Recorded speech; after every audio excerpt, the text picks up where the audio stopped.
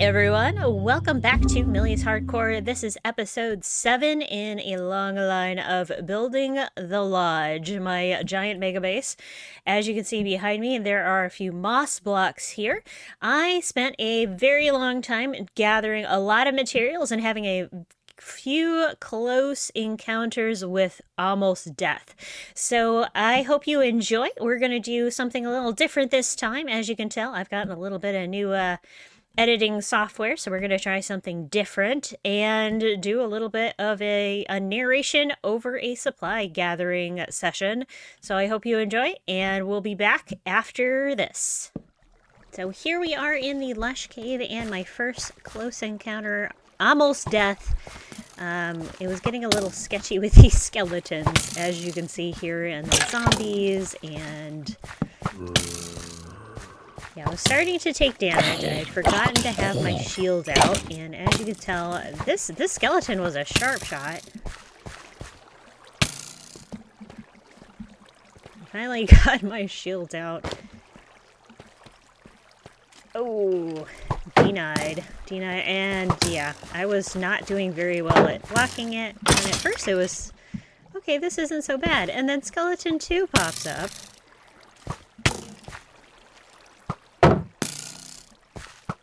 Starting to get a little nervous because I was 3 hearts down and I needed to eat something.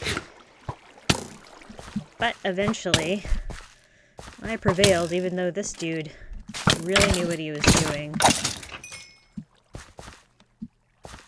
Now, a little while later, I decided I needed to find the fortress. So here we are, finally at a fortress. It's a few thousand, well, it's a few hundred blocks out from the normal area. We're going to play it safe, super safe, block off any wither skeleton areas. Found my first nether wart, which was awesome, and of course we had to take quite a bit of it. It's just 10 of them. And diamonds! This area didn't have too many chests in it, but the few that were there, I finally got my first saddle, which I've been wanting to get for a while since it's a little safer mode of travel. And at tourist destinations, apparently this fortress is half on and half off a soul sand valley, and I hadn't gone into a soul sand valley yet.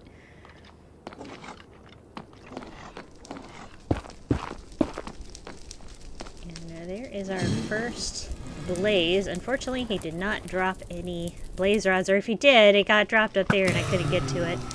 I had all of these skeletons, and there was like a wither skeleton here around the corner. Made me real nervous, but we did come back. I did come back to this area a little bit later after running into these fellows. One did get a hit in. Thankfully, I was all the way up in heart, so I didn't get a lot of damage here, but the wither is always a little unnerving. But we blocked things out so that they couldn't get me, and I was kind of lighting things up along the way, just because I was a little nervous about the whole thing.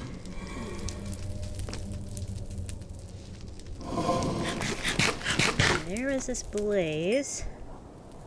Hi, buddy. Come on down. There we go. So, this blaze I had to check for once I made sure everything was safe and I wasn't going to have a skeleton sneak up behind me. I also wanted to block off the top here. That's always a really good trick if you have an unburied fortress. Just because it just keeps things from falling on top of you. And of course the wither skeleton trick is to make sure all blocks over 2 are high are blocked off. But he did drop an actual blaze rod, so that was our first blaze rod of this series. These two fellas became the next. Well, no, they didn't drop anything either, but I did have a chance to be able to get some other goodies, so letting them do their thing and then firing off shots back and forth.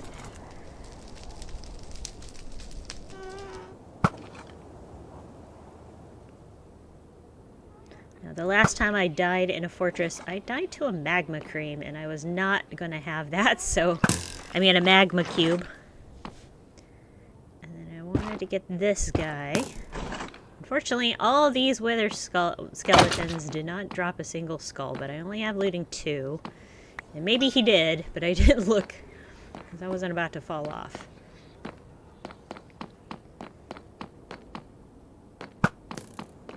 So as you notice up above, there's a skeleton right there. I ran away initially, and now I cut back to coming back to fight him head on. I'm a chicken, and I don't deny that. This guy, see, there you go. That right there, if I had not blocked off, if you don't block off those things, they can drop at you from above. But I got him, and dropped the first magma cream. There was a couple more, so now we'll be able to do some enchanting and some potion brewing, which will be excellent. And maybe we can explore the nether a little bit more once we're safe with lots of potions. I decided not to go too much further, and I still haven't found an actual blaze spawner, but since blazes just sort of spawn naturally, these two guys appeared behind me, as well as a wither skeleton. You don't see him very well, but he is off to the right slightly. Right there. Those two fellers dropped my second blaze rod, so I was pretty excited about that. Excuse me. Go. 2 blaze rods, some magma cream. And I was feeling about ready to leave, but I'd gone far enough out that all of the wither skeletons respawned in this area, so I ended up going after these guys next. Unfortunately, they too did not drop anything good. But this is the reason to block off things. It makes life safer, especially in hardcore.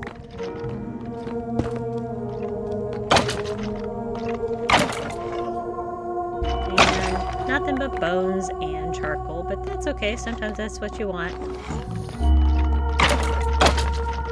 I'm glad that zombie piglin ran the other way, because I have hit them before, and that's a whole nother mess. There. So, and that was it for all of my monster hunting. So I picked up my soul sand, my nether wart, my diamonds, Had to take my saddle with me. Had to decide I really wanted to take a couple more things with, so I dropped off a couple things. And wanted to take my diamonds with me, obviously, and this gold is always handy. So I headed back to home, and it was dark. A little nervous, but not too bad. I have lit up this area pretty well. And yeah, that is my montage of gathering supplies. I now bring you back to me. Welcome back, me. As you can see, I did a lot over the course. Those little montages, that 10 minutes that you watched, was like 5 or 6 days of real time, and we're on day 208. We have made it past 200 days of survival in hardcore. Yay! Hooray, hooray. So what I have been doing since you saw that quick little montage, I mean, the replay earlier, is I've been doing a little bit of terraforming around the outside. Obviously, I grew some azalea bushes into trees, and I'm starting to collect up those sorts of supplies. I need to finish off these cute little bush planters. I want to put flowers in through there. And then when you come inside, I haven't gotten it all done yet, but I am starting my interiors in here. We have a couple nice benches that lead over to this big fireplace. I'm going to have some table areas where people can sit. It's kind of like your business center over here.